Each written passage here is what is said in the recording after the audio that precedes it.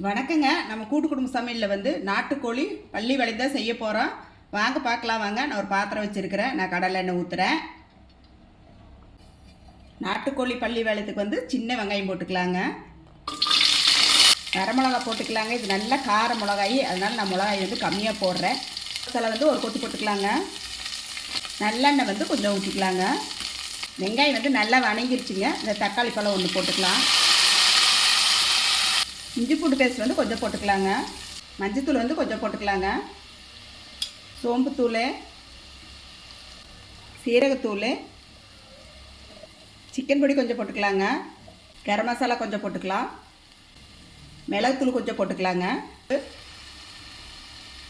நாட்டுக்கோழி வந்து 5 விசில் விட்டு வேக வச்சு வச்சுருக்குறேங்க. கொஞ்சம் மஞ்சத்தூள், உப்பு, இஞ்சி பூண்டு பேஸ்ட் போட்டு வேக வச்சுருக்குறேங்க.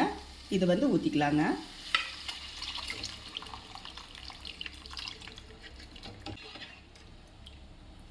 தட்டை போட்டு மூடி வைக்கலாங்க. தட்டத்தை எடுத்து பார்த்துக்கலாங்க. எவ்வளோ சூப்பராக இருக்குது பாருங்கள். நம்ம நாட்டுக்கோழி பள்ளி வளையம்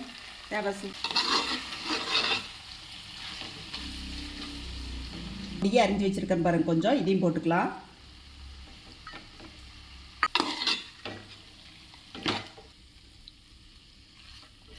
மல்லித்தலை போட்டுக்கலாங்க.